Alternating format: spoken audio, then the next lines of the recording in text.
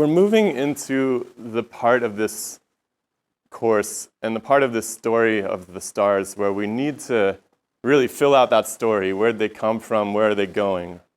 Of course, stars live for millions and millions of years, and so we can't just watch one. So that presents something of a crisis of how do we take what we have, which is essentially light, and put together a story of the nature of the stars. And so this week, in particular, we're going to concern ourselves with how have people over the last thousands of years, but really over the last couple of hundred years, how have they categorized the stars? How have they come up with answers to questions like how big are they, how heavy are they, and what sort of chemical processes are going on inside of them, what sort of nuclear processes are going on, and how can we determine all that just by looking at some light, right? And we've talked a bit about analyzing the composition of the sun so far. The sun is obviously wonderful because it's very close to us. It's easy for us to estimate the mass because we see the planets going around it. This turns out to be not so simple with stars that are really far away. And it turns out most stars are really far away. So we have to put together this picture. And this week, what we're going to do is really dive into some of those characteristics. So we're going to talk about how do we determine the mass of a star just by looking at it far away. And there's a few different methods. And there's one central equation, very simple, basic high school algebra. You're going to plug in some certain variables which we'll pull out. And the story of how we do that comes down to looking at a few different types of star systems, in particular binary stars. So we'll get into that a bit later, but it seems like most stars are binary. At least most stars form as binaries. Actually, our solar system's kind of unique. And what I mean is that they form in pairs, right? At least pairs, sometimes 3, 4 at a time. And they always have these partners, it seems like. This is really nice because they orbit one another, and we can use those orbital properties to determine things like the mass. And so the question becomes like, okay, great, we have the mass, why do we care? Well, the mass can give us information about the power output of the star as well.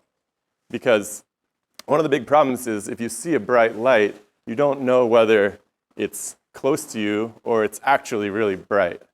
Likewise, you see something dim, you don't really know. So the biggest trick for us is measuring the distance to these stars and understanding what the actual luminosity, the actual power output of the star is absolutely essential to being able to gauge how far away it is.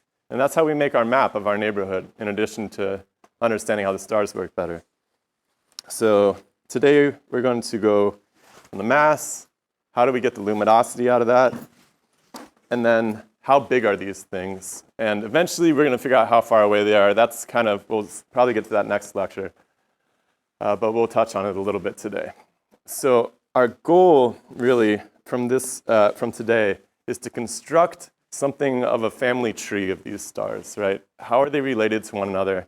How do they group together? And if you think about it, this is how we understand most things in the natural world, right? Biologists make these giant hereditary trees in evolutionary biology. Chemists have the periodic table of the elements. And these things are really important because this is how we come to make understanding and find new insight and how things function as we look for patterns.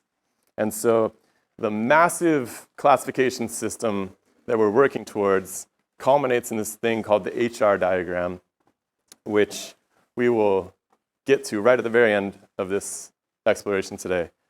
But first, we have to kind of understand how we come up with those pieces of information that go into that HR diagram. So bear with me. Before we get into that, I want to take just a moment to talk about these distances because they're pretty tricky to comprehend. I think they're too big to comprehend. Really, the size of the Earth is difficult to comprehend, let alone the size of the sun, let alone the distance of the sun to the next sun, right? These are extraordinary. And one thing that's kind of strange is that we use something called a light year, which is actually a measure of time. We use time actually to express how far away something is, because the distances are so extraordinary that it would get preposterous to say them. So a light year is something like 9.5 trillion kilometers. Now, if you think in your head, what is 100 kilometers? You can probably imagine that, right? You can probably be like, well, it's like, 60 miles or something, and you maybe driven that in your car, and that makes sense. But can you imagine a trillion of anything? Can you think of a trillion grains of rice or a trillion pennies? It's very difficult to do. So the convention is that we use light years, which is weird because it's a time. But if you think about it, if you were just walking at a constant speed, and we knew that speed, and we knew how long you'd been walking, then we could very easily deduce how far you'd walked, right? This plays out in your everyday life. So the convention is that we understand light essentially moves at the same speed in a vacuum, treat space more or less like a vacuum. It's certainly not very dense in most regions, and we can therefore gauge how many light years it is from us to something else. So put a few of them up on the board here. Light takes about, a little less than 10 minutes to come from the sun to us. But if you think about how far away our closest star is, it actually takes, 4.3 years for the light to reach us from that closest star. And really, the outer boundary, our Oort cloud of our own solar system, is like a couple of light years away. So this place is enormous. It's really hard to comprehend that.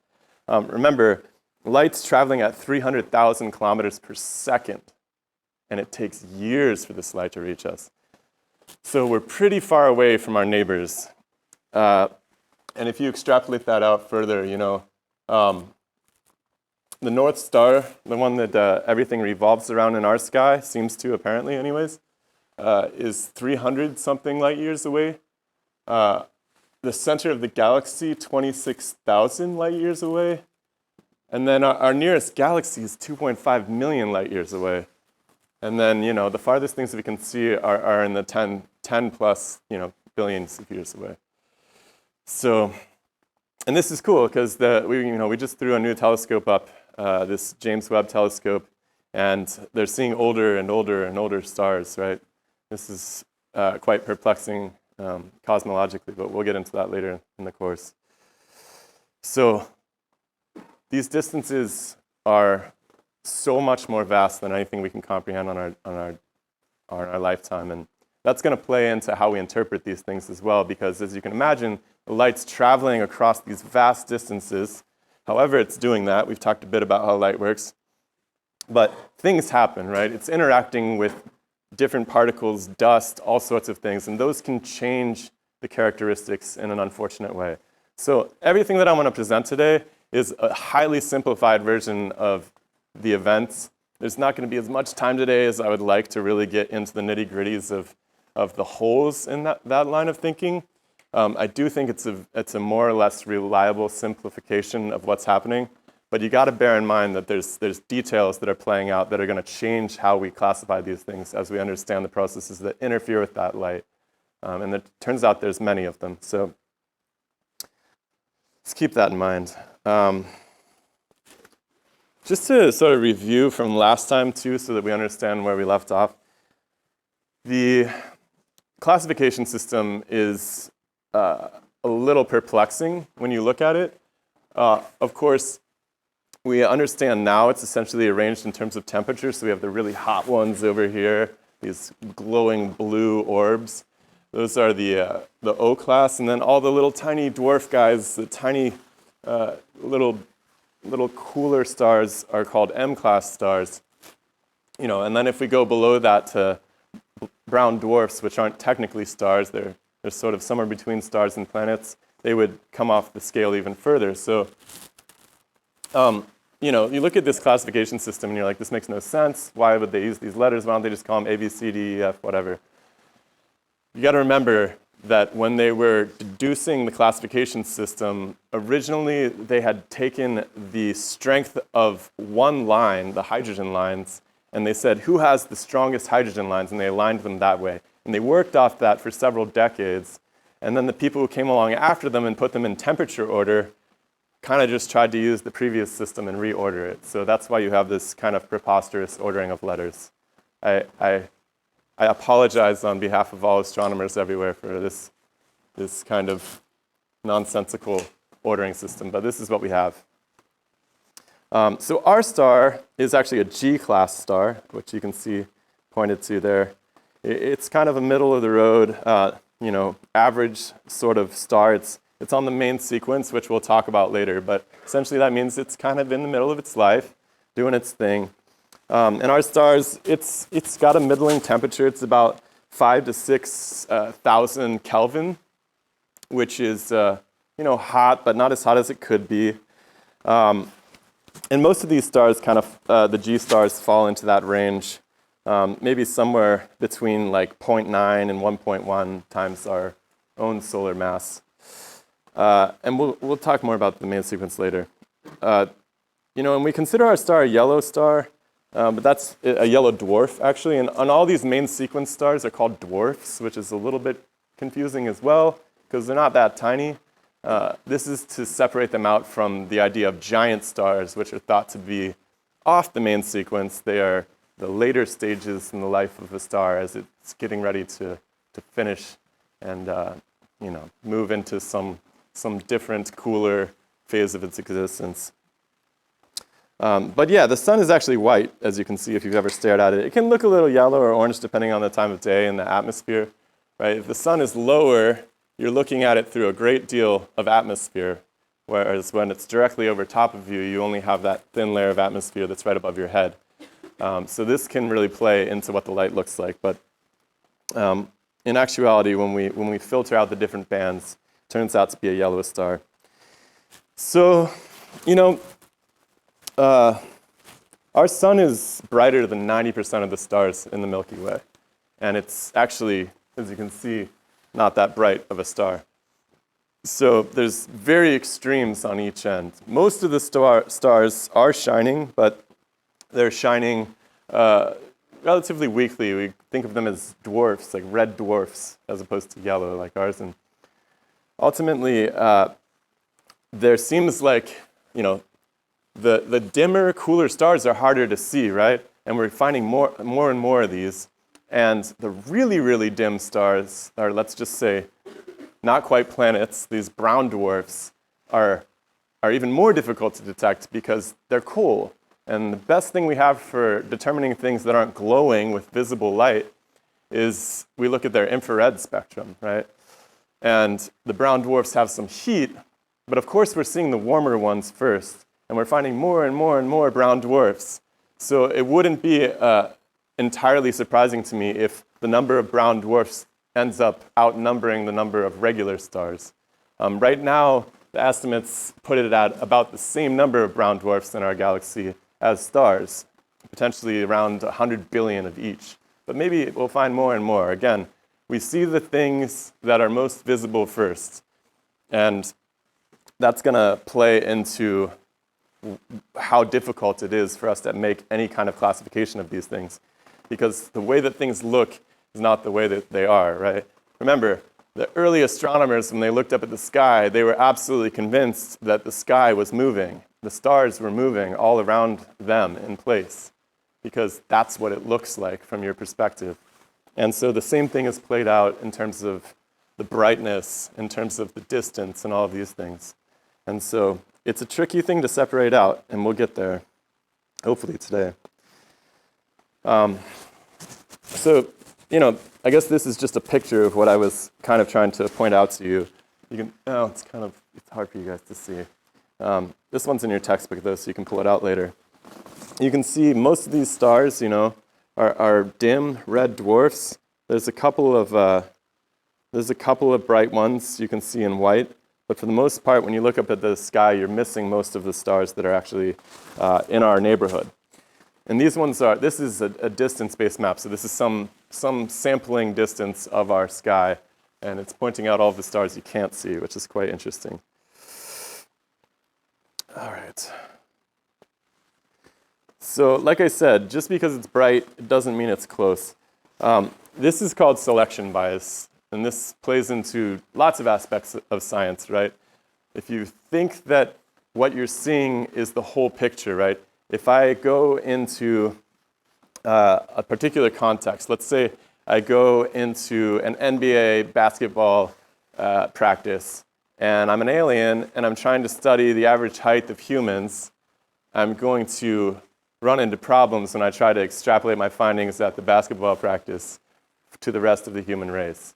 And if all I have is access to this basketball practice, I'm going to come up with completely different conclusions than I would if I'd looked at the entire population. Now, our problem is things that are far away are essentially outside of the basketball practice. We can't get to them. And so we have this bias of looking at the things that are very close to us. And this really confounded the early astronomers, you know. The 20 most bright stars that we can see from Earth, some of these are, the most distant of these happens to be 1,000 light years away from us. And among say we can see with our eye, if we really went out and started counting, we could see like maybe 10,000, 9,000 stars, but only about 50 of them are actually fainter than the sun, even though they look really dim.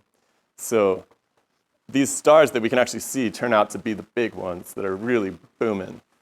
And this has played heavily into people's understanding as these ideas evolved. Let me just show you another way of looking at this. The really bright stars, right? This is stellar masses, the big ones. They're far outnumbered by the little ones, okay? This is a visualization of it. So for every star that's, 100 times the size of our sun, there's 50 that are close to the mass of our sun. So it's kind of a garden variety star. It's very middle of the road. And that's actually nice because we can draw conclusions from our own sun and project them onto what we see out there for a lot of the stars, not all of them. So what we're going to do now is we're going to look at Kepler's laws of motion and how those could be applied to deriving the mass of stars, particularly in binary systems. Last semester, we talked about Kepler's laws, so I'm going to review that. I apologize if you've already seen all of this and you understand Kepler's laws, but we'll get there. Just to kind of set up some background for that, Kepler was a very interesting guy. He came from a pretty poor background. He was, and this was unusual for scientists in his day, and I don't want to put a date on this, but I want to say that this was probably in the early 1700s in Europe. And there was, most people who were doing observational science, most people who had telescopes, who had the time to sit around and catalog them were aristocrats for the most part. They were either inherited a lot of money, they were involved in society, they were magistrates, doctors, lawyers, whatever. Science was a hobby for them. Kepler was actually a school teacher early on, and this is really dissatisfying to him, and he was very, very, very consumed.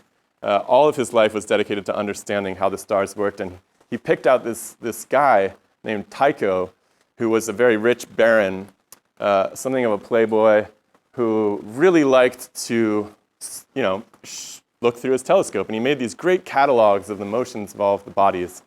And Kepler linked up with him, and Kepler ended up, he went to his palace and somehow eventually persuaded Tycho to hand over his notes, essentially. And then Kepler was able to, from those charts, pull out these relationships, these patterns that set the basis for our understanding of what gravity was itself. So Kepler noticed, in effect, that the way that the bodies moved had some proportionality to how big their orbits were.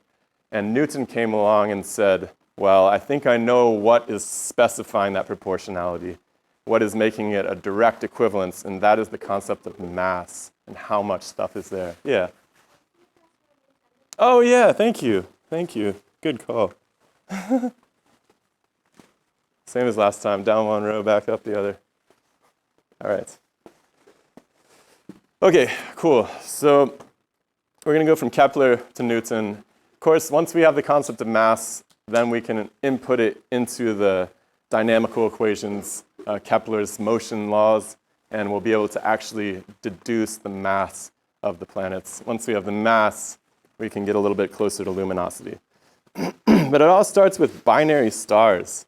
And this is really perplexing because obviously through most of human history, people didn't think that, they figured that stars existed alone. This couldn't actually be further from the truth.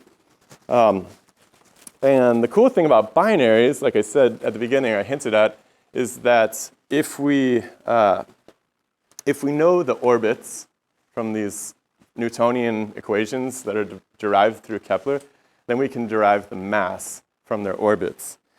And it turns out that, you actually can see these binary stars at some point, right? As soon as people started getting telescopes and they started looking really closely, they did see, in particular, they looked at, let's see, who is this guy?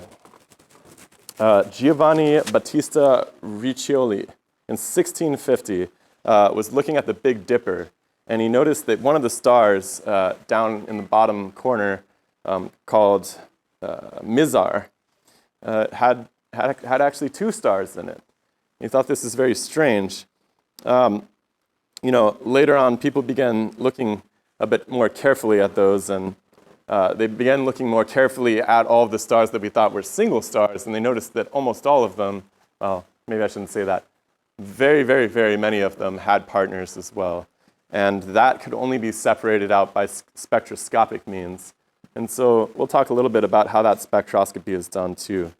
But before we do that, I want to just play this little video for you, which kind of tells you the life of a binary star, because the cool thing is that binary stars seem to usually evolve towards one star, and that process is a little interesting.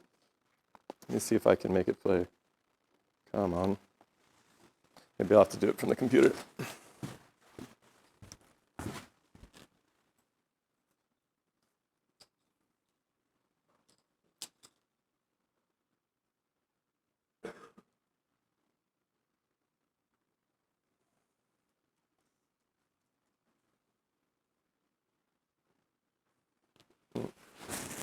Okay.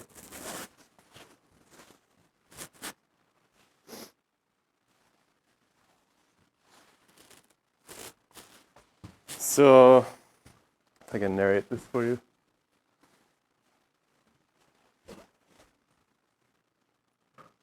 So what happens is that one star essentially starts to siphon off the material from the other. As it does that, the star kind of flattens out a bit. And one of them grows in size. There it is, eating this. And we can actually see this process happening now with really powerful telescopes, which is pretty cool. Let's just let it play.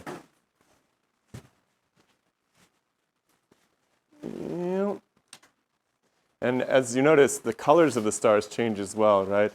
This one that's taking up all of the mass is getting hotter. The other one's getting cooler, it's moving towards the yellow. And eventually, it's just a tiny little burnt up dwarf. Okay?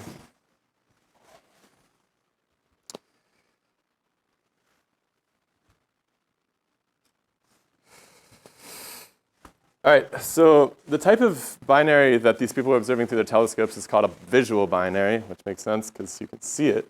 And there are a number of those that we use. This is actually a picture of a brown dwarf and a super cool L dwarf as they appear from different angles in the sky. So you can see that they actually are visible to some extent, but most stars turn out to not be. Most of the pairs turn out to not be like this. Let's see. This is that Mizar star that I was talking about. What happened was this gentleman who really brought the observational astronomy to the next level. This gentleman named Pickering, who was who headed up the astronomy department at Harvard back in the 1850s, I guess, a bit later 1800s. He started for the first time looking into absorption lines. So there's kind of a cool story behind this. I told it last semester, but there was actually this husband and wife team that were complete amateurs. I forget what their business was. Oh, he was in the army, actually. And I think his wife was just working at home. But they built their own, as a hobby, they built their own telescopes. They would literally go out and actually on their wedding night, instead of partying, they went out shopping for big pieces of glass. So they got these big like skylight windows, and they would melt them down and turn them into lenses.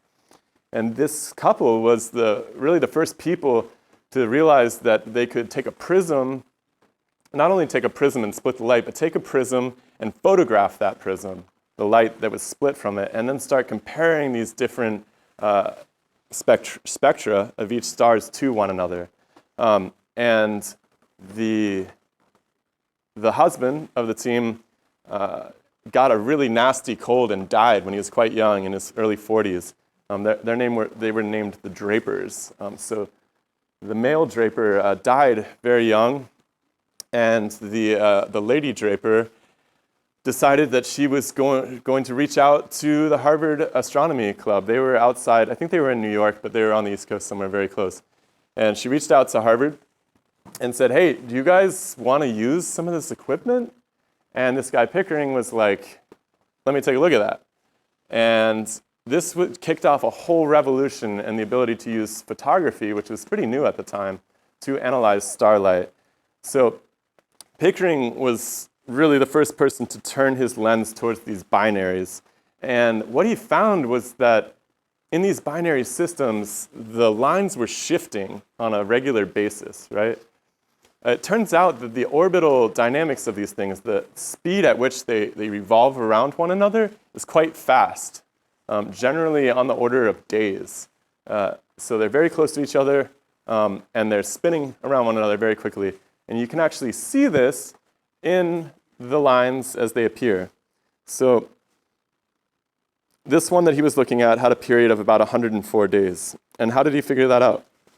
So if you'll recall, our stars give us this wonderful rainbow spectrum when you split them in a prism. Every single frequency is represented in this beautiful black body spectrum, which gives us this rainbow. But they also have these little lines on top which come from the absorption in their atmosphere, the upper area outside of the photosphere of each star, right? Above the effective surface of the star, there's something of a gaseous atmosphere.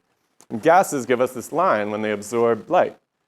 So he would pick out some particularly nice, clear line, and he would watch it change. And this is essentially how it works, right?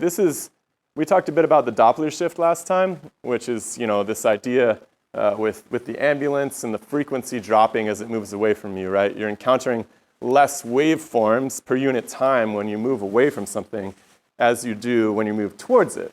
And when you move away, it gets a bit redder, right? That's lower frequency, a bigger wavelength, big waves.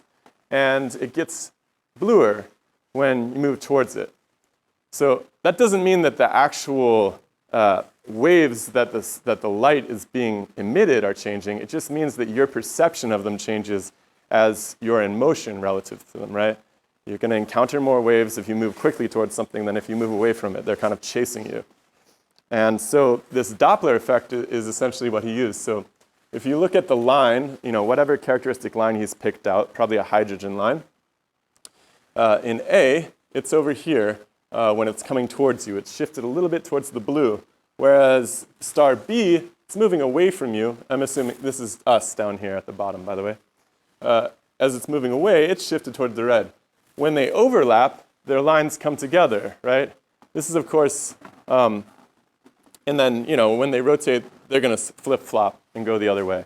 So this was a massive revelation. I think this was one of the biggest pieces of the puzzle that allowed us to make any idea about how far those things were away from one another and about the mass. So let's talk about the mass a little bit first. So this is the main equation that you guys need to understand in order to get through the quiz this week and so forth. And this is really at the heart of all of our information that's going to go into this HR diagram, in addition to temperature. We talked about temperature last time. So today, we're going to concern ourselves with the masses and the size of their orbits, right? So let me just tell you what these variables mean. So the P stands for the period. That's how long the orbit is in time. So our period for our orbit around the sun is a year, right? That makes sense. The M's are, of course, the masses of each of the bodies involved. And then the D is something strange. This is actually the semi-major axis of the ellipse. So what does that mean? Here's an ellipse. And actually, this is a picture of the Earth going around the sun. So ellipses are not quite circles. And so they have a long axis and they have a short axis, right? They're elongated circles. And it turns out all of the bodies that we're aware of, all the bodies we're going to talk about, the astronomical bodies, orbit with ellipses. They're not quite perfect circles. And honestly, this drove people nuts for most of human history. Of course, the Greeks were completely obsessed with, and everybody after them until really the Enlightenment years, were completely convinced that God would not mess around with imperfect circles. Everything had to be described in terms of circles, to the extent that when trying to mathematically explain the orbit of the different planets in our own solar system, they came up with this wildly complex series of gears that were rotating so that each planet had a bunch of different orbits that it was on, and it would essentially track on this wheel in the sky. It was this massive geared machine. And they call these epicycles, right? So there's cycles on top of other cycles. Anyways, it turned out to be completely wrong.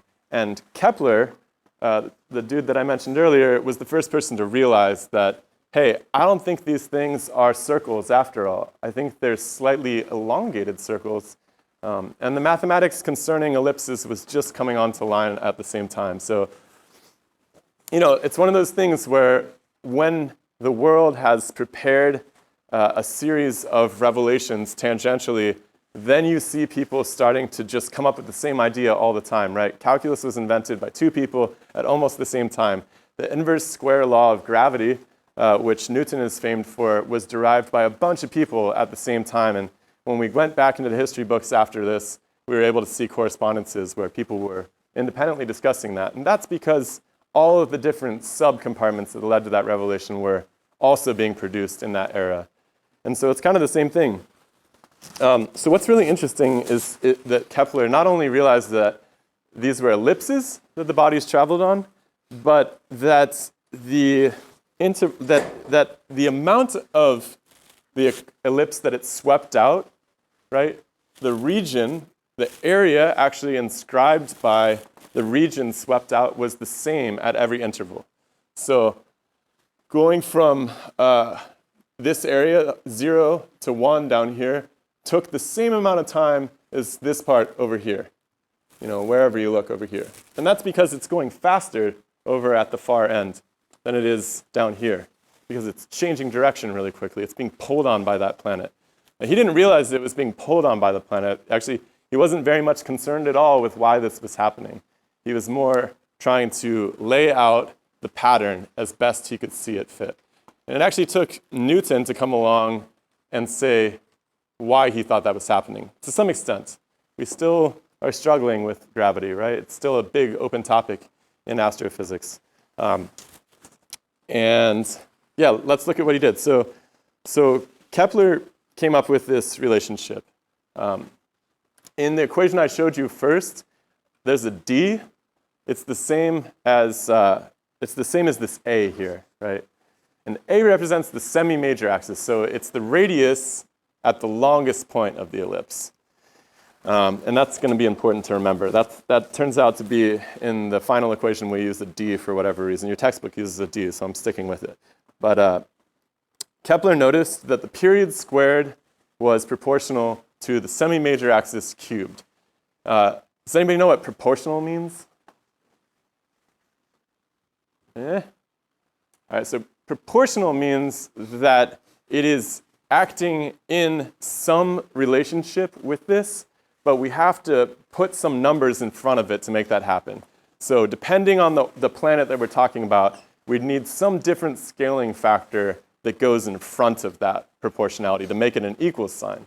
In order to get the actual period or the actual semi-major axis, you need to put some scaling number, some number, just a number, a scalar number, a regular old number in front of it, and that's going to depend on the particularities of the planet. It was different for every planet.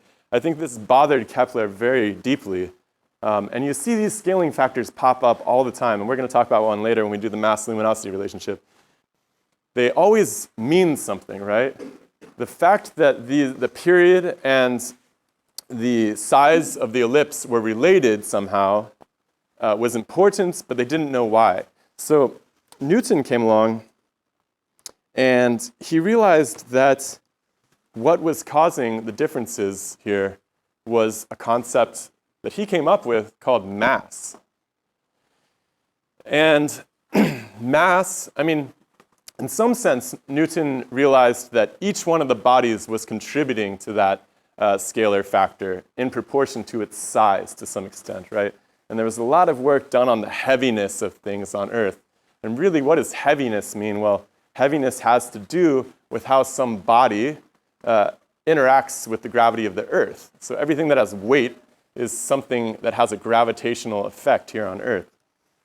And so it's essentially a generalization of that concept that every atom is pulling on every other atom to some extent. Some of the atoms pull more than others, and we call them the heavier elements. And if we look at a periodic table, the heavier ones are down at the bottom right.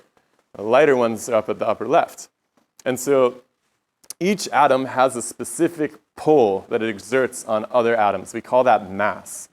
So there's something fundamental about matter that allows it to achieve that scalar quantity which reflects its own composition in terms of how many and what kind of atoms is it made out of.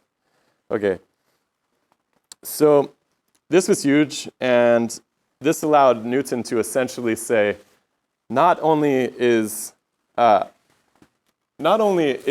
semi-major axis cube proportional to the period squared, but actually it's equal to the period squared if you multiply it by the sum of the masses. This was a huge revelation. Now, it doesn't totally tell us what mass means, right? All we know is it's a property of bodies, and as they get bigger and they get more atoms, and the atoms are of the bigger variety, then we have more mass. Of course, Einstein came along later, and we'll do general relativity later, but he came along with general relativity, which refined Newton's laws of motions a little bit tighter, right? It allowed us to account for things like how light is affected by gravity and so forth. So this was massive. So that puts us back at our main equation here, which you guys need to be aware of. And of course, the D is just the semi-major axis, whereas Kepler called it an A. Again, more confusing jargon stuff. I'm really sorry. I feel the need to just apologize for all of these preposterous conventions. But as you can see, what happens is people come up studying some discipline. They often carry over the new conventions without refining them. Sometimes they do refine them, but that gets confusing too, because when you try to compare the present to the past, you find yourself further mired in confusion about it. All right, so why do we care, right? Well, we care because fundamentally, we're interested in both of these things. We're interested in the mass of these stars, right? If we go back and think about our binary systems, we're also interested in the separation distance, right? Because ultimately, we really want to know how far those things are away from us. So think about it. If we look at a star and we're like, it's this bright, its apparent magnitude is this, and all of a sudden we can say how far the two bodies are from one another, well, then we can say how far it is away from us, too, by making a triangle out of the thing. So that's pretty cool. So the first thing we want to do is figure out the semi-major axis of that ellipse that we're looking at. And we do that using the same spectroscopic means that I showed you earlier. Essentially, we're watching how these lines separate, and we're watching how long it takes, right?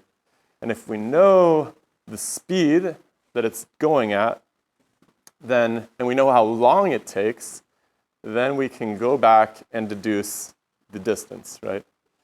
This is a pretty simple relationship. So speed is distance per time, right? That means the distance is just the speed times multiplied by the time.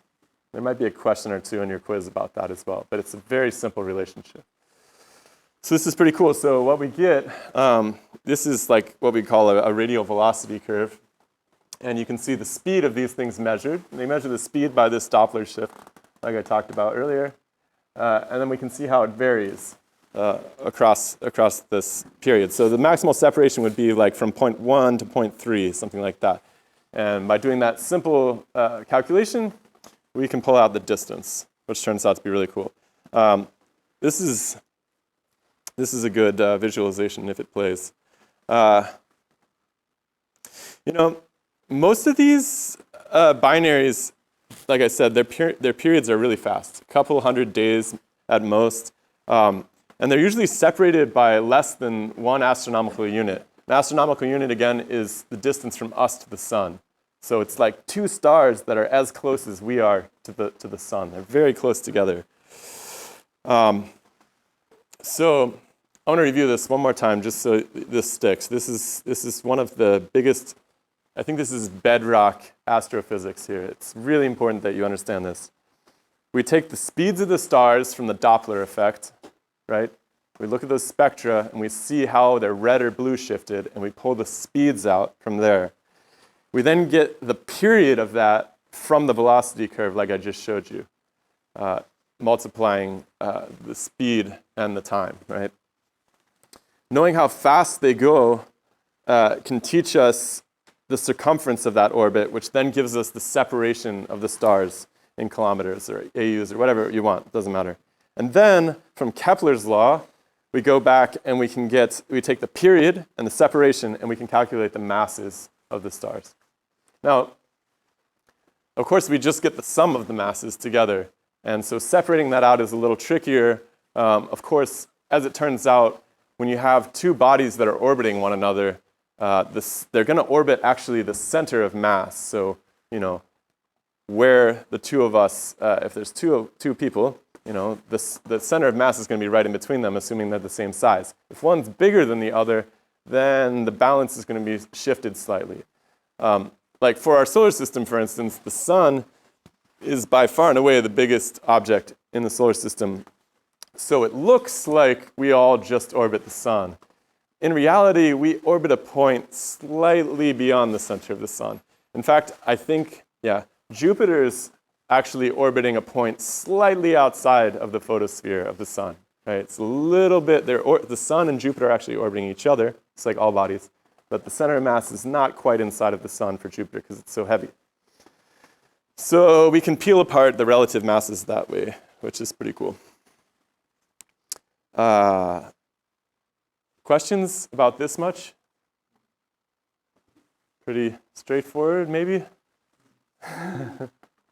Okay, so everything that I've told you so far is in the textbook.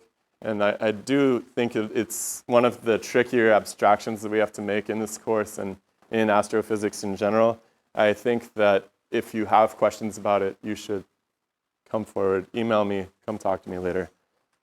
It is a simple quantitative relationship, but it forms the basis of so much that comes next that we have to make sure that we understand it really well. Let's see here.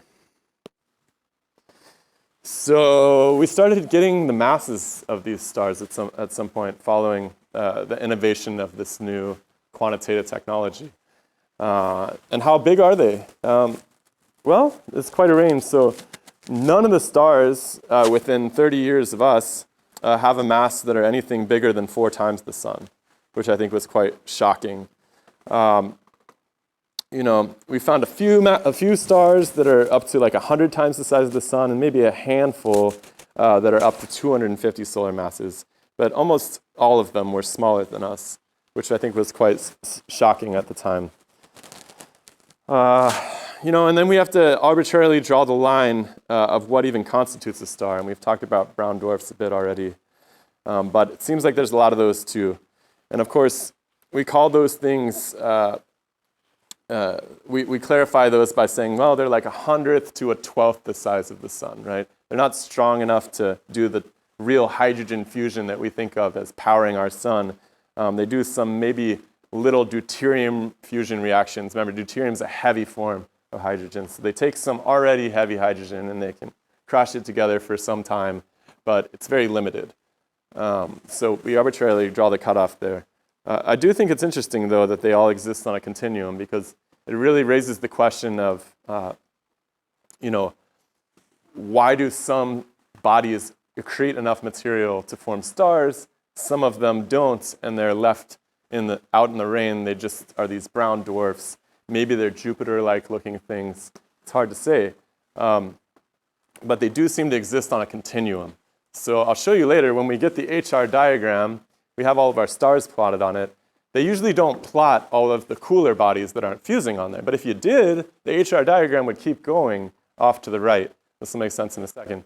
And so, in effect, we have built a narrative into our story of these cooler star-like objects, but it hasn't gotten the attention, perhaps, that it deserved, because, remember, we weren't even able to do IR studies of these things until very recently. And so the catalog that we have of cold star-like objects, these dwarfs, these tiny little things, is just growing and growing and growing. To do IR spectroscopy, this is where you look at the heat signature, because a particular form of light tells us heat information, really conveys heat, actually. This is infrared. To do that, you need a really, really cold telescope. Makes sense, right? If you have a warm telescope, how are you going to be sensitive to the tiniest changes? And so keeping telescopes cold is really hard. In fact, you have to go to space. And going out into space, you have all sorts of problems with the sun heating up your telescope. You've got to introduce coolants and different mechanisms. It's very difficult. So we're kind of, I hate to say it, but we're a bit at our infancy in terms of using this technology. It's only been around for a short while. And as we go out there and look around, we find more and more of these cool stars. So the back half of this story of what's going on with all of those sub-fusion star-like bodies is a real cool open topic in astronomy. And there's bound to be all sorts of revelations that come out of that we can't even, begin to speculate about today. Okay, so our next question is, okay, we know how big these things are. We can start to make some statements about distance, and we'll go over distance a lot more next lecture. But what is the actual power output of the stars?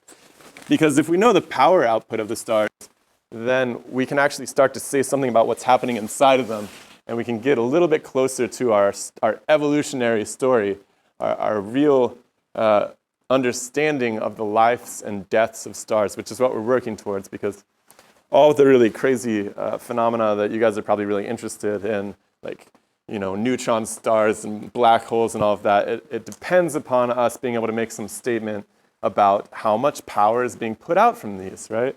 So the next biggest question in everyone's mind was, how do we gauge the actual power output, the luminosity, right? Remember, luminosity is not the same as the apparent brightness of something. This is this idea that a car that's really far away from you might have really bright headlamps, but it doesn't look like it to you, okay? So the apparent brightness isn't much use to us. But if we can find a way to scale that appropriately, maybe we can pull that out. So the real revelation came from Eddington, and we talked about this when we talked about the battle between Jeans and Eddington. And I think people had been playing with this idea a little bit for a while, that there was some proportionality between the luminosity of a body and its mass, but it hadn't totally made sense, because this is a picture that comes out of your textbook, and it's funny because if you just show this picture, it's like, how did nobody realize this beforehand, right? There's almost not a perfect, but there's a nice line, a good, tight, direct relationship between mass and luminosity of these stars. And the question is this really what it looked like? Well, it turns out that actually each class of stars has to be treated separately. So again, there's this tiny little alpha up there which scales the power at which you have to multiply it by. Yes? Oh, good question. Yeah. So what we do, whenever you see that circle, cool fun fact, and they use these symbols a lot in astrophysics and astronomy. The dot with the circle around it means our sun, basically. So that's the mass of our sun and the luminosity of our sun. Sometimes you'll see a little circle with an X in it. It usually refers to the Earth. So it might be the mass of the Earth, or the radius of the Earth. It's just some shorthand.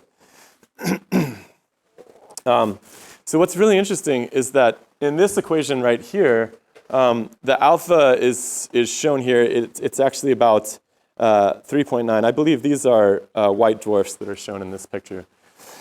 But the alpha changes depending on which part, or let's say which class of star you're looking at.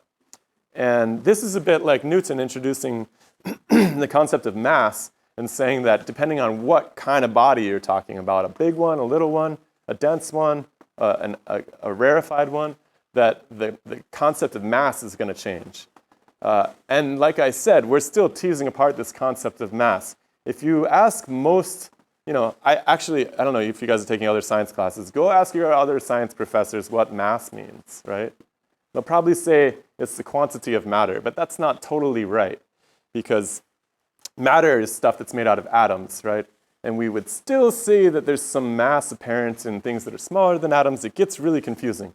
The concept is somewhat undefined still, but we understand that it scales the number of atoms and the quality of the atoms. How much pull they have on each other is ultimately what it comes down to. It's a measure of gravitation, and it's a measure of gravitation as a product of the actors involved in the gravitational attraction. Okay, similarly, this alpha component, which your book doesn't really go into, it actually, I think your book just tells you that the equation is, and they don't even put the alpha in, they just say it's 3.9. Yeah, it is for our star, 3.9, but it has to change depending on which type of star you're talking about. And this is a little bit of a troublesome thing. We have to understand why that is, right? Why is it scaling differently? And I don't know that there's a great answer to that yet, but it's certainly some sort of fertile grounds for future discovery and future understanding. So let's see here. So how do we pull out the radius? It turns out, that one thing we can do is, you don't have to know this equation, but I do want to explain it to you. So this is the Stefan-Boltzmann relationship. Stefan was a huge experimenter and theoretician in the space of black body radiation. He gave us some of the very preliminary ideas about the power output of a black body, something that's been heated to glowing temperature, right? And it turns out that the power output, the luminosity, let's say, that total energy flux of the system is proportional, again, it's just proportional to the temperature, to the fourth power of the temperature. So there's a relationship between temperature and the overall energy output. And what you do to get this Stefan-Boltzmann relationship, this one that actually allows us to pull out the radius of these things, is you simply apply that, you simply insert the concept of surface area of a sphere, which is 4 pi r squared, into that equation. And you're able to get this more complex rendition of it, which gives you essentially a situation where if from the mass, you know the luminosity, and from the luminosity, and you know the temperature by the spectrum, then you can pull out the radius of these things, which is really cool. Okay, so we know a few things. Yeah. The sigma factor is, this is a constant, another one of these constants. This turns out to be a number of different universal constants that's wrapped up in it. That's it. Yeah. Let me make. I'll say more about that next time. I'll get you more information on that. That's a very good question. But this is part of the. I believe that this factors in the Boltzmann constant, and it's basically telling us information about how energy is distributed down at the molecular level. It's a granulation factor. it's not, what you need to know is that it's a constant. It's a number that stays the same in every single calculation. So you're just plugging it in there. It's scaling the phenomena. All right, so where do we go from there? You know, that mass-luminosity relationship turns out to be also really important because it can also help us understand the distance a little bit. And I think we'll spend more time on this on Thursday, but just to give you a little bit of an overview of that process of how it actually plays out in real time, what we'll do is we'll estimate the masses of these two binary stars. And then we'll use those Kepler's laws to get the distance between them. Once we know the distance, what we can do is make a triangle, right? We'll extend an arc out from us to the sky, and we'll be able to deduce from, essentially, from the hypotenuse of that, we'll be able to deduce the distance to these things. Now, this is a bit squishy because what happens is that, you know, from the separation in period, we get the mass, we get the luminosity. The masses are then used to recalculate the separation distance, right, based on the basic, you know, Newton laws, Kepler laws. And then you essentially iterate it over and over again, and you can tighten down how close that separation is, right? You're kind of just you're running the equation on loop, where you're remeasuring it at that point, putting that in, and getting closer. And this really narrows down the certainty, right? So we can get something somewhere in the neighborhood of 5% certainty rate out of that, which is pretty cool in terms of how that iteration is applied. And it's very complicated too. You know, a lot of things turn out to affect the brightness factors. How metallic the stars are turns out to affect it. How much dust is in the way turns out to shift, can mess with your ideas of the Doppler shift, right? Interstellar dust can really soak up a lot of the high energy light, so you end up with redder light as a result of it. There's all these little tiny factors that can make this a lot trickier. You know, also, one of the things that can really mess with this is most stars, you don't have the privilege of looking at them side by side like this, where one is being perfectly covered by the other, right? And so we have to focus in on the stars that are in the best position for us to be able to make sense of them, just like the ones in this picture, where they're going perfectly behind, one's going perfectly behind the other, and so forth. This is very convenient, but it doesn't always play out that way. What we can do, though, is we can use, when we do have these perfectly aligned stars, we can do something, a measurement of their size to check our other measurement using a method that's really similar to what we talked about, but not so much involving the speeds. We're not looking at the Doppler speeds so much, but we're just seeing how long it takes for one to go behind the other, right? This is called using the eclipsing binary method, which is nice, but it only works for a small subset of the stars that are perfectly aligned head-on to us in this really nice way. So as you can see in this picture here, I believe this one's from your textbook too, if you want to follow up on it. But you know, during the time from, say, point 1 to point 2, the small star moved a distance equal to its own diameter. It's moved across there. And then from the first to the third, the small stars moved a distance equal to the diameter of the bigger star. This makes sense. So, you know, there's a couple of ways that we can check these ideas. There's another way too, which involves the moon. This is much less applicable, but it can be used to check certain measurements, right? And what's important is that and honestly, when we study any system in science, it's really important to try different methods out. You know, I just had a paper accepted for publication over the weekend, and it took almost 10 years because the people that I were working at, they really wanted to publish it in this high-level journal, and the journal kept coming back to us and saying, okay, those are cool conclusions, but can you look at this problem in a different way? Can you do a completely different technique, you know, to prove this point? And of course, we're thinking, well, this is the technique we use here in our lab. We do this one thing. What do you mean we have to do something else, right? But that's what it takes to actually make a convincing argument that something is giving you the information that you believe it's giving you. You have to look at it using different methods. So the way they do it with the moon is they'll basically see how long it takes for a star to disappear behind the moon. We know how fast the moon is moving, right? And so by the same reasoning, we can gauge the angular depth. And we'll have to make some ideas about the distance of it, and we'll play with that more next time. But essentially, we can get the size of the radius of the star this way. Unfortunately, it only works for really bright stars that are right on the zodiac where our moon is at.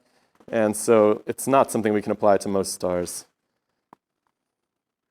All right, let's review everything that we have cataloged so far. And again, guys, I apologize. I tend to prefer to tell more of the interesting philosophical stories behind a lot of this. We just frankly don't have time with this. We need to get through these technical ideas so that we can next week start to tell the stories of the lives and deaths of the stars. So what do we know so far? Well, last week we talked about surface temperature, which essentially comes from the color and the particular spectral features. Chemical composition comes from those lines in the atmosphere. Luminosity we talked about, right? Which is essentially, I don't like how they put it there, but we talked at great length about how we calculate luminosity, but essentially comes down to the orbital dynamics, right? We're pulling it out of the mass of the planets ultimately at the end of the day. What else do we have? Radial velocity. This comes from the shift of those lines as they move toward and away from you. We talked a little bit about rotation last time. Maybe we'll get into it more later.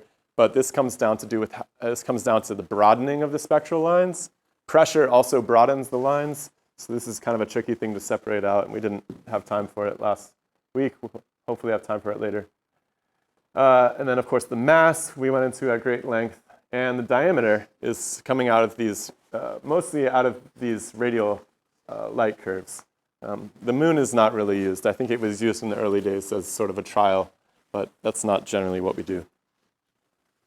Okay, cool. So that's all the information we have empirically that we can imagine getting about the body, right? We know its power output. We know its size.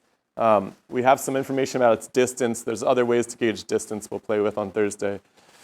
And so we have the heat. We have the temperature, at least the effective temperature. There's some color of light that's being given off. We know if we heat up a block of lead or something on Earth, that it's going to give off a characteristic temperature. And so we treat stars as if they're just the same as this. And we've gone into it with the luxury of detail before, that all we can say is some sort of effective temperature. We have to actually know the physical phase state of the sun in order to make any deeper conclusions about it. And this is tricky because we model the sun as a burning ball of gas right now. But we're moving towards a new paradigm. We treat it as a plasma. Increasingly, we ask, what kind of plasma is it? Is it a gaseous plasma, or is it more like a liquid plasma?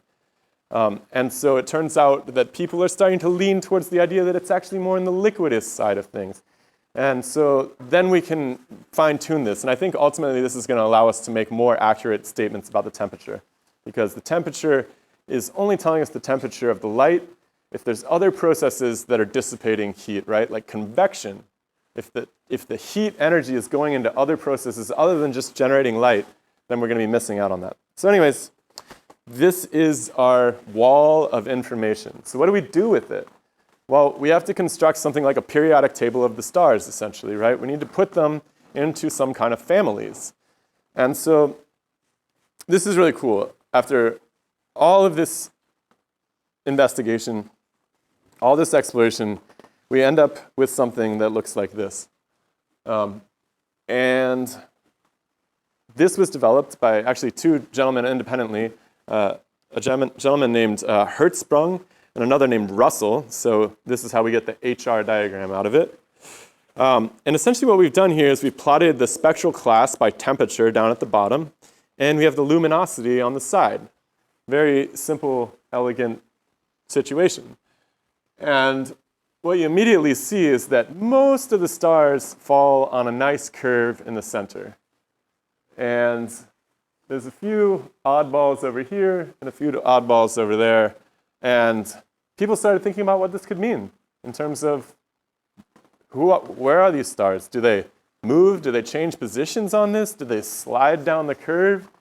And the stories that we've begun to tell actually say something a bit different, which is that, depending on the mass that a star forms at, it's going to have a particular temperature. This makes sense. You got a lot of stuff getting squeezed down. There's going to be a lot of fusion, a lot of heat, and so it's going to be at the blue end of things, right?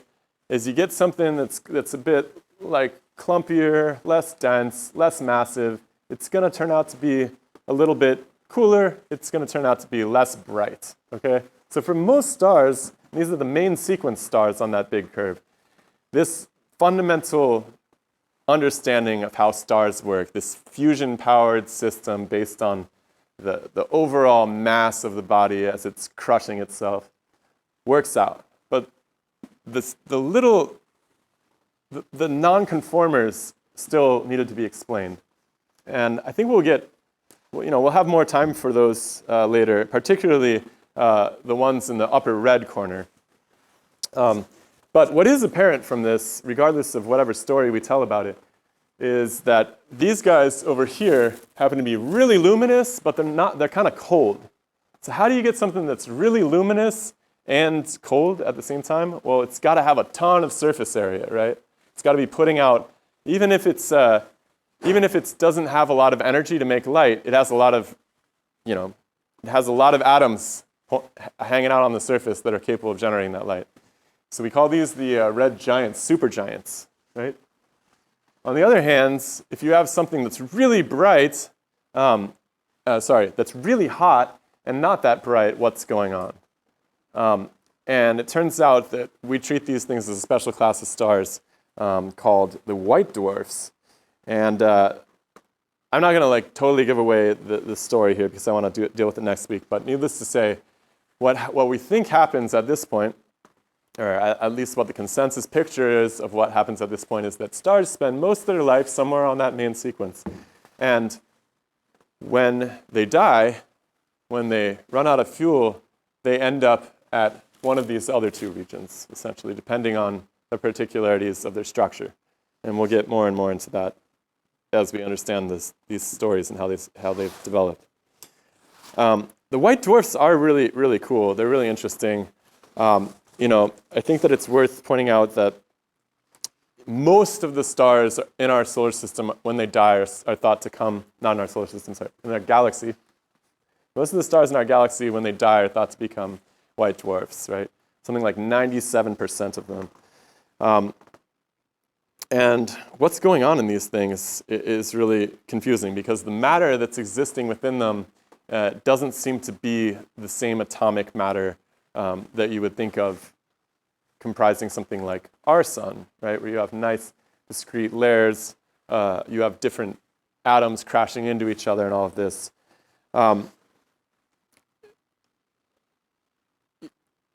They actually call this kind of matter electron degenerate matter, which means essentially that the atoms are broken up so badly that you can't tell one from the other.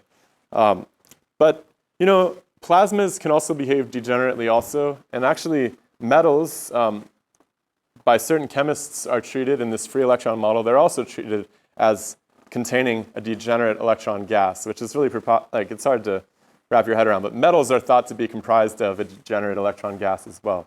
Now they have stable nuclei and so forth, which separates them, but there's something very strange going on because these things are so dense and so bright, they're so dense and so hot that our normal physical processes have to be playing out differently. Arthur Eddington, who we mentioned with the mass-luminosity relationship, when he first realized that there was these objects off the main sequence, he said this.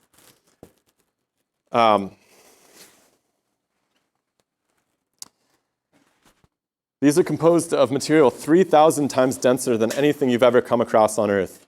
A ton of this material would be a little nugget like you could put in a matchbox. What reply would someone make to something like that? he says, well, the reply most of us made in 1914 was, shut up and don't talk such nonsense. Right? It was inconceivable that something could exist in such density at that time.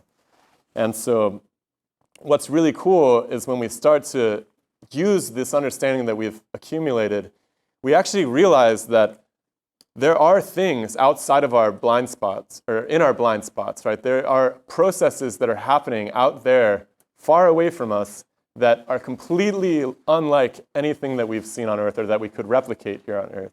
But they must be so, because we have understood how big the things are. We understand how much power is in them. We understand how their radius is, right? We understand that there must be something going on that we could never see here. So let's see here. Last thoughts about the HR diagram. And we'll keep coming back to the HR diagram as we get into the story of the different types of stars later. But you know, most of the stars are on the main sequence. We think that they're fusing hydrogen, same as our sun, basically. The only thing that separates them out is how much material is in them. But, you know, why aren't they all in the same cluster? Well, there's different amounts of them. There's different amounts of matter in each one of those stars, so they glow at different temperatures. That kind of makes sense. And I think what we're going to talk about going forward is what happens when a star runs out of its ability to fuse that hydrogen anymore, and it starts to change. And it's going to change into one of those two forms. You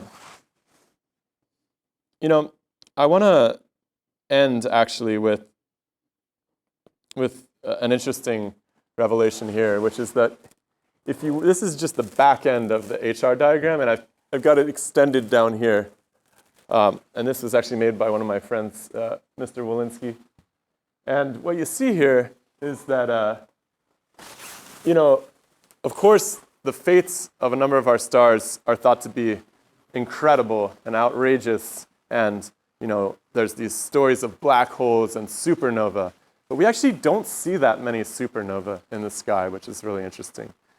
And, you know, there was a really interesting study that took place between the 50s and the 70s. It was called the Varus cataloging study. And what they did was they examined photographic plates over like 20 years of the same part of the sky. And what they noticed was that there was a lot of stars that just blinked out and were just gone from one year to the next. Now, this is really interesting because if the main way that we're describing the death of stars is through these violent events, you would think that we would be seeing a lot of them, actually. And we do, actually, in other galaxies. And when you add up the number of supernova that we've actually observed, it grows into the hundreds at this point. But in terms of ones that are actually visible in our own galaxy, not that many. A few, maybe a handful, maybe 10 supernova. So what's happening to all of the stars if they're not just going boom, right? And there's all sorts of explanations for this, and people are playing with it, and mainly they're just ignoring it. But a lot of people are trying to come up with answers. Maybe they form mini black holes or something that we can't detect, right? Well, maybe they just go cold too, right? This is a possibility as well. You know, one explanation, one consensus explanation for what happens when stars die is that they turn into something called a black dwarf. But it's thought to take a very, very, very long time for something to cool down to the point that it's going to be invisible to us, right? Now, what's really interesting is black dwarfs look a lot like this place. They look a lot like Mars or a moon, right? They look like these kind of crusty, you know, rocks, essentially, right? So why are people not entertaining the idea that a lot of the cool rocks are just the leftovers of burnt-out stars? And the answer to that is that scientists have pegged an age on the universe which is actually very short. So the time necessary to actually cool a star down to make it into a black dwarf is on the order of tens of billions of years, maybe a trillion years. A really long time. And the cosmologists are saying the universe itself is only 14 billion years old. So how could that ever happen? It's food for thought. So let's put a pin in it there, and we'll keep going next time. Thank you, guys.